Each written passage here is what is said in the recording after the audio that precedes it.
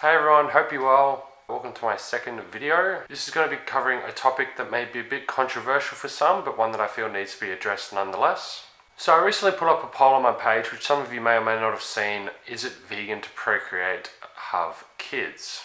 Now, the results of this poll have so far been quite interesting, although there's still 3 days until this poll officially ends. So as you can see, 72% so far have voted no, it is not vegan to procreate, have kids. And 28% have voted yes, it is vegan to procreate and have kids. 514 votes so far, as you can see. 372 have voted no to 142 that have voted yes. Now, this is very, very interesting because when I put up this poll, I was expecting it to be completely the other way, heavily in favor of yes, as opposed to heavily in favor of no, because obviously, it's normal to have kids. It's in our nature to procreate and keep the human race going and to keep our bloodline going. So this is quite interesting to see that a lot of people are saying no, it's not vegan to have kids. Now a lot of people are understandably saying it's not a vegan issue. However, I like to think that it is, hence why I put up this poll and hence this video today. And I'm going to explain why I believe it's a vegan issue, and I'm going to explain why I believe that it's actually not vegan to have kids. Now before we get into it, let's look at the definition of veganism and what that actually means. So as you can see here on the Vegan Society website, it defines veganism as veganism is a way of living which seeks to exclude as far as is possible and practical all forms of exploitation of and cruelty to animals for food, clothing or any other purpose.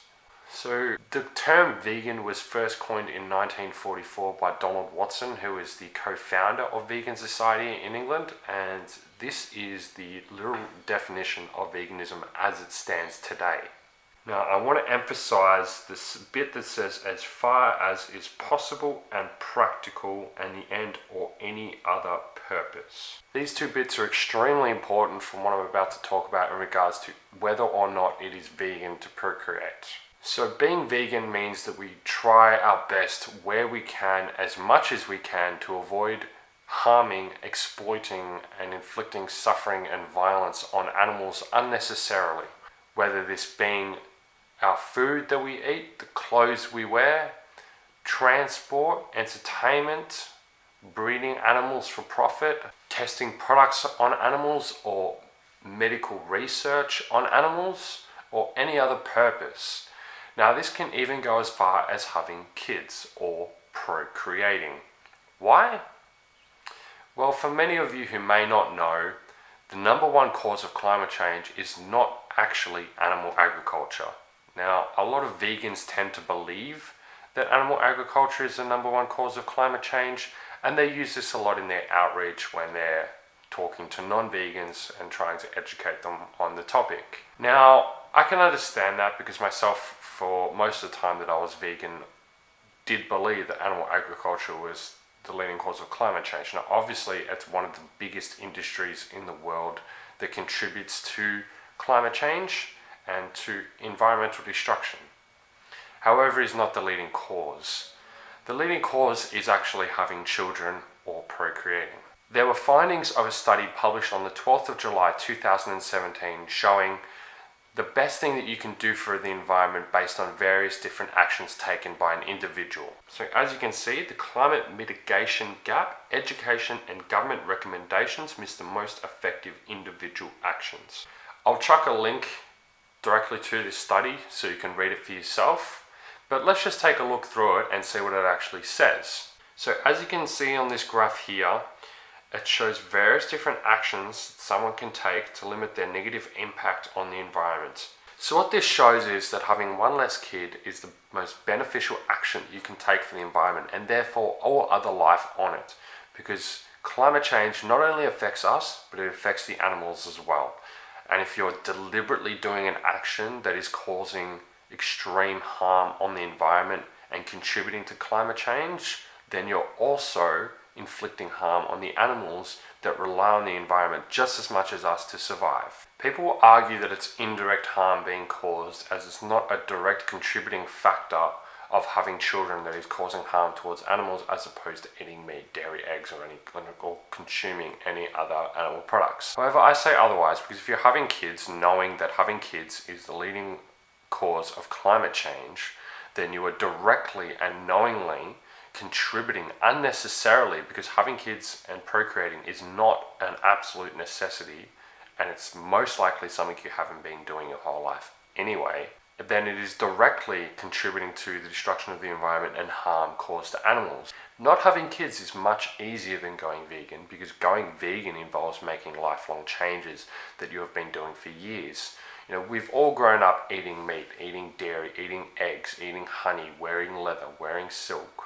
Most of us have grown up going to zoos, going to circuses and so forth, buying products that are tested on animals. So these are things that we suddenly have to change. We have to bring in the cruelty-free, plant-based, vegan alternatives into our life to stop contributing to this violence and suffering. That is unnecessary. Now, it's much easier when we talk about procreating, because if you haven't had children yet, then procreating isn't something you've ever done. It's not like you suddenly have to stop doing it. There was another article that was released on August 3, 2017 by Forbes, titled, "Humanity has officially consumed more than the Earth can produce this year." In case you missed it, yesterday marked Earth Overshoot Day for the year of 2017. If you're unfamiliar with Earth Overshoot Day, it is the day whereby humans have used up their allowance of natural resources that Earth can replenish in 1 year. So we are causing extreme harm and destruction to the Earth. And when we do that, we cause extreme harm and suffering to all life on that Earth that relies on the planet to survive. Knowing that having a child is contributing to the destruction of the planet and harm on life, we should be at the very least limiting the number of children that we have, although the preferable choice is to stop having children altogether.